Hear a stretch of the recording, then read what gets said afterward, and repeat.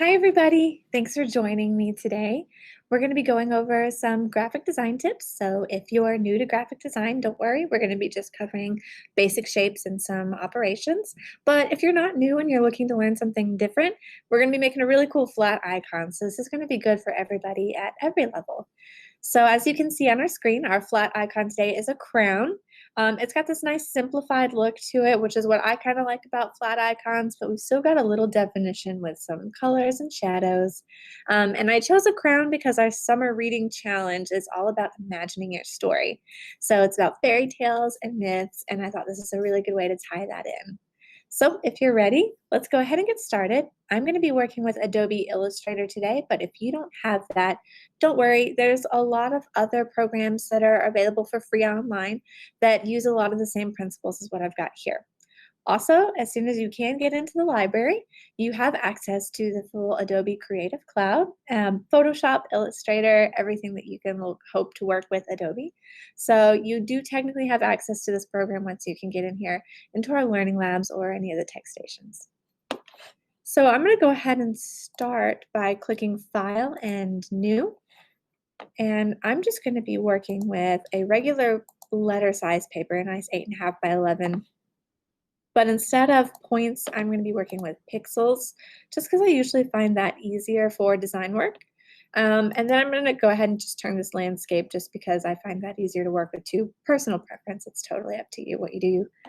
I'm also going to change our color mode from CMYK to RGB. And that's just because when you're working with screens, RGB is a little bit easier to work with and get more exact colors. I'm going to be using hex codes too, which I'll talk about in just a second. Let's go ahead and create that artboard. And there we go. Now you'll see over here in my libraries, I do have a couple of color themes already laid out. We're going to be working with Royal True Center here, which if you go to Adobe, you can see Adobe Color. This is where I imported the color story from.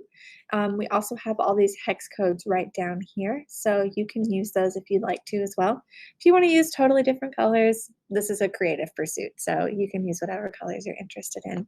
But for me, when I'm following along with tutorials, I kind of like to use the same colors somebody else is using, just because it makes it easier. So if you don't have Illustrator, you can of course just take a screenshot of this, or you can also copy these when you go to Adobe Color. If you hover over the color, you can copy that hex code and then just paste it into the color window that you're working with. So let's get started making a crown. I'm going to start by clicking on our rectangle tool over here, and I'm just going to click and drag out a nice basic rectangle. And I'm going to turn it into this fun gold color. I'm going to come up to Window, scroll down to Color, and I'm going to get rid of the outline of it as well, so that I just have a plain rectangle here. Now up here at the very top, I do have two arrow tools. One is a selection tool. I usually call that the black arrow tool, and then the other one is the direct selection tool, which is a white arrow tool. The regular black arrow selection tool is going to allow you to move a shape around like the whole shape. But the white arrow tool will actually allow you to click on anchor points, which is what we're working with in Illustrator here, and move those anchor points around individually so you can really get some nice custom shapes. And that's what we're really going to get started with here by making our crown shape. I'm going to go ahead and click on this bottom anchor point here and move that over about 3 pixels. Like that. There we go. So that's going to be the beginning of this nice kind of trapezoid crown shape that we've got here. But I need more points to be able to do more work with this. So we're going to go up to, with this selected, we're going to go up to Object. I'm going to scroll down to Path, and we're going to click Add Anchor Points. So what that did, if I click on my white arrow tool again, is added an equal amount of anchor points. So if I only had 4 before, it added 4 more. And they're all going to be evenly spaced out all around the object. So that's really helpful because that's going to give me the middle point for that top tip of my crown. but I need 2 more points to be able to go down into like the valleys of the crown, so to speak. So I'm going to click on my pen tool over here. It's the one that looks like a nice old fountain pen. And I'm going to come, and when I hover over this pathway that I have selected here, you see the little plus pop up. I go ahead and add 2 little anchor points in there, right like that. Doesn't have to be perfect. I just put them where I thought looked like a good place. So I'm going to click on those anchor points that I just added. I'm going to click, and then I'm going to shift and click on the second one so that I can have both of them selected at the same time. And then I'm just going to scoot them down like that. And we've already got a pretty good crown shape. Like if you wanted to stop there, you totally could. But I'm actually going to go ahead and move this over a little bit. Like that. Scoot this over a little bit more. And there we go. That's a pretty good looking shape, right? So now what I'm going to do is we've got these little, every time you have your white arrows tools selected, you'll see that there's a little anchor point, but with each anchor point, well, almost each anchor point, there's a little circle right next to it. And I'm going to go ahead and zoom in on that so that you can see what I'm talking about. This is called a corner widget. And with your corner widget, you can actually curve the edge of that there. So that point, you can take it from a nice sharp point to a nice curve instead. I'm going to go ahead and click on this anchor point and then shift click on that anchor point so that I can evenly curve those edges right like that. So it's really nice there. Kind of like that. I'm going to go ahead and do the same thing to these anchor points that I pulled down here. I'm going to click and curve that. I don't want to do it a whole lot because that looks kind of weird. So I'm just going to do a little bit there to give it a nice even curve. Feeling pretty good about that. So let's move on to the next step, which is going to be to create the points of the crown that are going to be in the background. So let's go ahead and start by right-clicking on our rectangle tool. You'll see that you have a lot of other shapes underneath that. So we're not going to be working with the rectangle tool. We're going to use the polygon tool, which is a really handy tool to work with, actually. If you have that tool selected, go ahead and just click once, and you'll have this fun little dialog box pop up where you can choose the amount of sides that you're wanting to work with. So I need a triangle. I'm going to use 3 sides, but if you needed an octagon, if you needed a really weird shape with a bunch of different sides, you can, of course, create that with a polygon tool. So that is going to give me my triangle tool right here. I'm going to go ahead and make it this nice darker gold color, and I'm going to go ahead and put it right up to the top there. Now with my white arrow tool, I'm going to click on this bottom anchor point and change this so that it kind of matches the shape of this point on the crown over here. Like that. So then, now that I've got that, I'm going to take it and I'm going to bring it down kind of in the middle here. And if you right click on it and scroll down to where it says arrange, you can go ahead and send to back so that it's in the background there, which is pretty cool. That's about how I wanted it to look. But I'd like another one that looks exactly the same as this. So what I'm going to need to do is actually reflect it along the middle axis of this crown. How do we get the middle axis of the crown? Glad you asked. If we come up here to view, let's go ahead and scroll down to rulers and show our rulers. What we're going to do here is, and I do this all the time, where you can click on the ruler and drag a guideline out. I'm going to put it right there in the middle of that. And sometimes I have so many guidelines in my picture that it's hard to see what's underneath it, and I have to get rid of them all. But they're super necessary, so if you need things to line up nicely, guidelines are super helpful. So we have our guideline here. And now what I'm going to do is I'm going to click on this object, and we're going to click on the reflect tool. So it looks like the rotate tool sometimes, but reflect is the one that we're going to be using.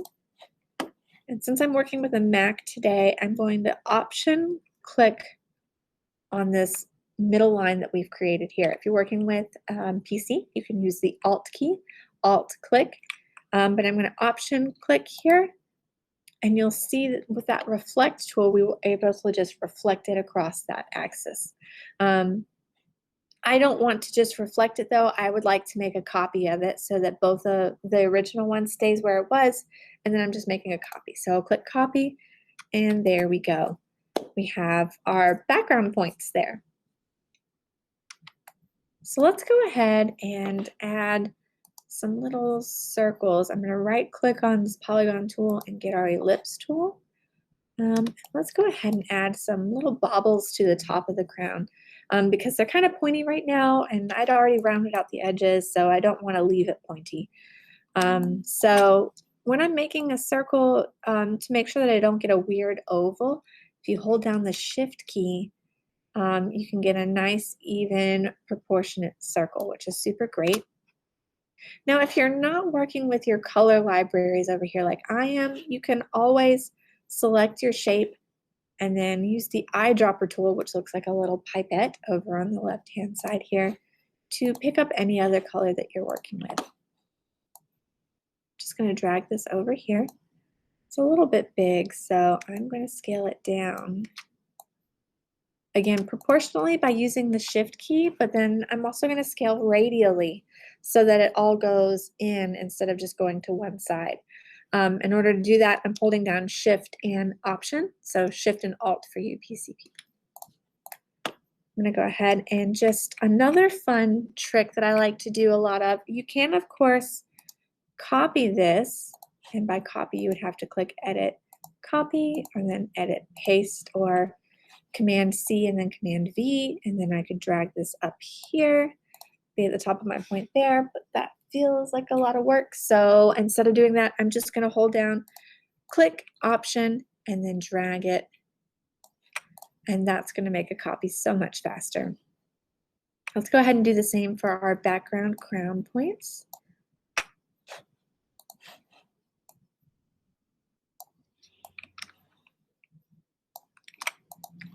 And there we go. So this is really starting to look like a crown. I'm feeling really good about it so far. No crown is complete without some crown jewels though, so let's add a little bedazzlement to it. We're going to start by taking a rectangle tool, and then we're going to actually make a perfect square. So the same way that we made a perfect circle by holding down the Shift key, you just hold down the Shift key when you're making a rectangle, and that'll give you a perfect square. I'm going to turn it to this nice dark gray color, and then I'm going to rotate it just about 45 degrees so that it looks more like a diamond shape. I'm going to zoom in here so that you can really see what I'm working on. And I'm also going to elongate this square so that it's more of like a diamond, like I'm trying to get to. So with my white arrow tool, I'm going to click that anchor point.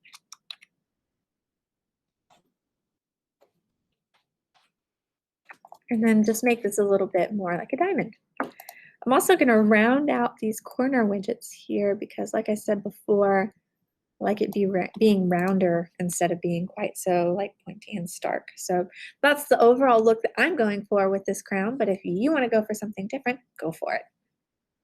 So I want to give this diamond, this one's going to be right in the middle of the crown, so I want to give it a little bit more dimension than I would give maybe something else that's on the outside or a smaller one. In order to do that, I'm going to do my black arrow tool, click on this, and we're going to go Object, Path, and Offset Path. This is a tool that is so fun to use. So if I click Preview here, you can see this blue line here is my original diamond, or no, this regular line here, and the blue line is another shape that we're trying to create. So if I went up, it would go larger or smaller here. I'm going to go ahead and make it smaller, and then I'm going to click OK.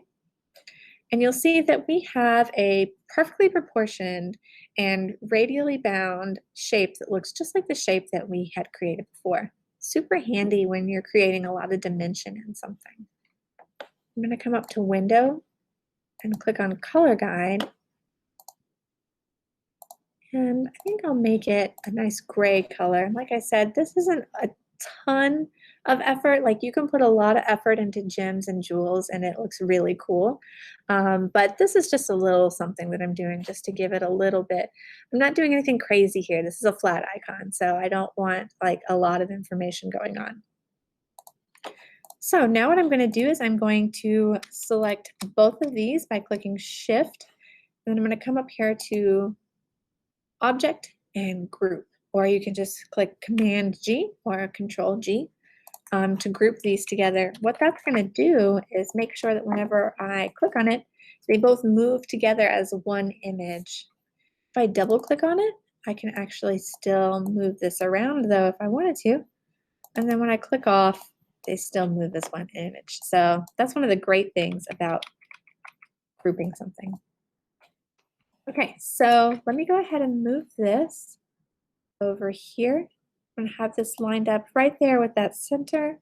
And then holding down Shift and Option, I'm going to just make this a little bit smaller, right like that.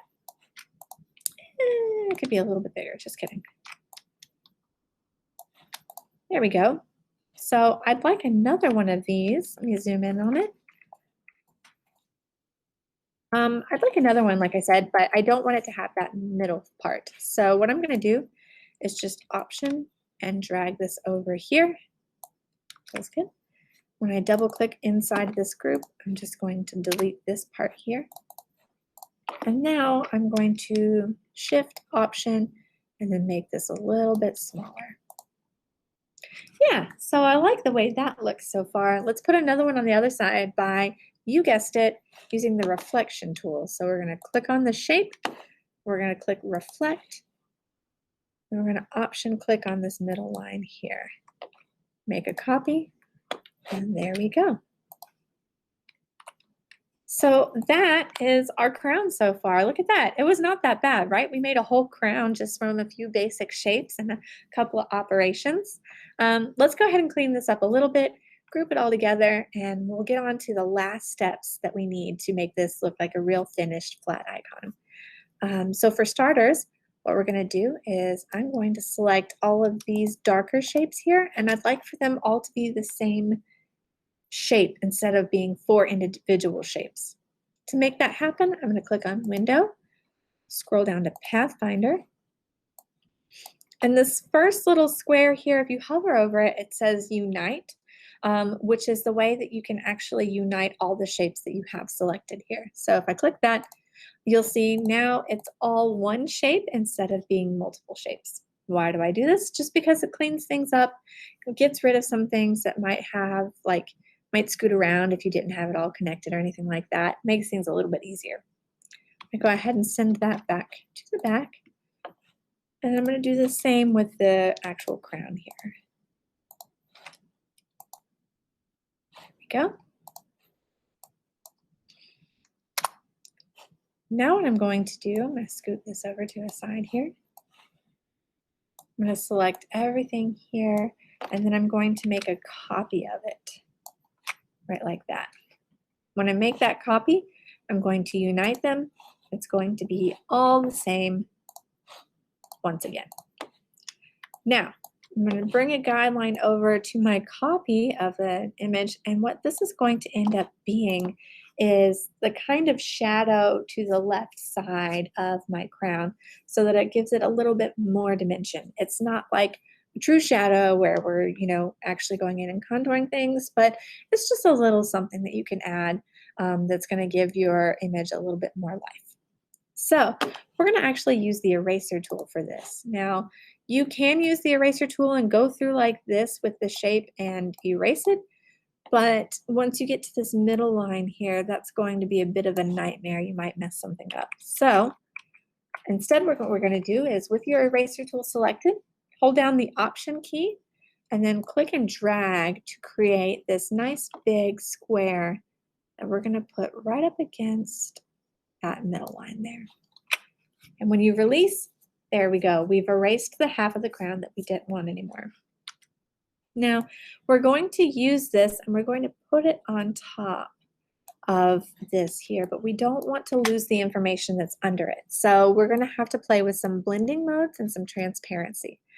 In order to do that, what we're going to do is we're going to go to Window, scroll down to Transparency, and we're going to start by changing from normal blending mode to multiply, which is probably my favorite of all the blending modes. I use it all the time. Now you're looking at this and you're like, that did absolutely nothing, but I promise it did.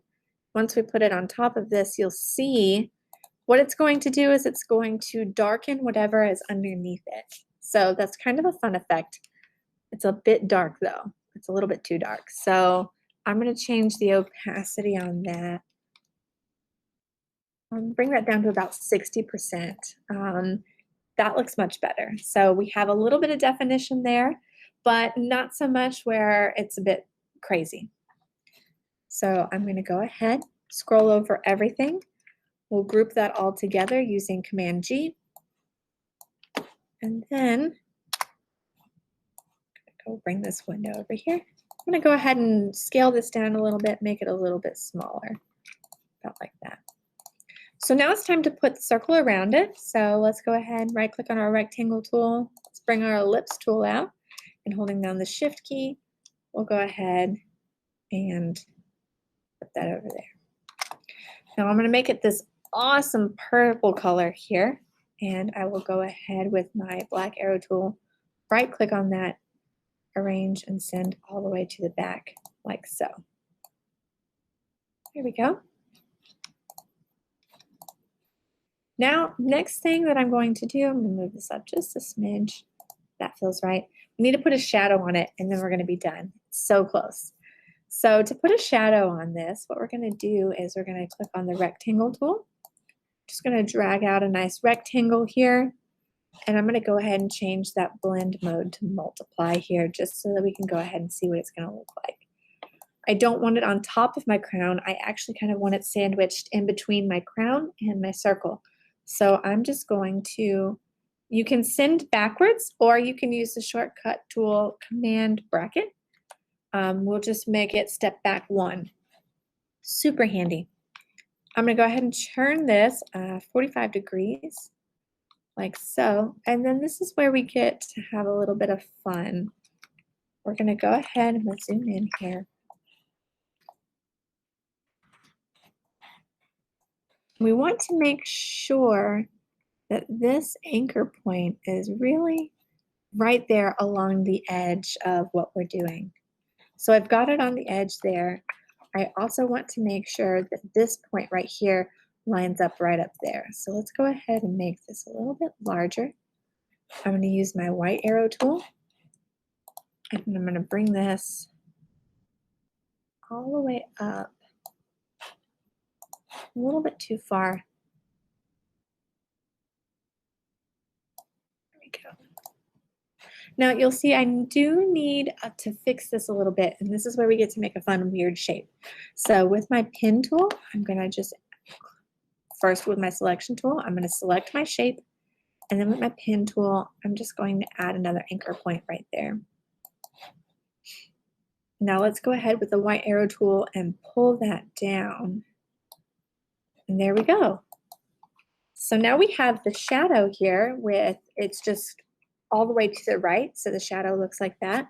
But we need to get rid of all this excess space over here, and that's where we're going to use the Shape Builder tool. So if you come over here, we're going to, with the black arrows, select both of the shapes, both purple shapes that we have here. And then it's 2 circles that has a little arrow next to it. So we're going to click on the Shape Builder tool right underneath the eraser tool. And when I hover over these different shapes, what I'm going to do is I'm going to hover over this shape and click on it. That's it, just click on it. Now I'm going to go back over to my black arrow tool, and then you'll see that I have, with the Shape Builder tool, created an entirely different shape. I don't even need that shape though, so I'm just going to delete it. And when you do that, it's all done. So I know that that seems like a lot. If you have any questions, you can of course ask them in the comments. If you followed along with us today and you made your own flat icon, we'd love to see it. So go ahead and show us how you made it different, or if you changed your colors or anything like that. Add a picture of it to the comments here. We'd love to see it. If you made a different icon that kind of goes along with our fantasy theme, share that with us too. Thank you for joining us today, and we'll see you next time.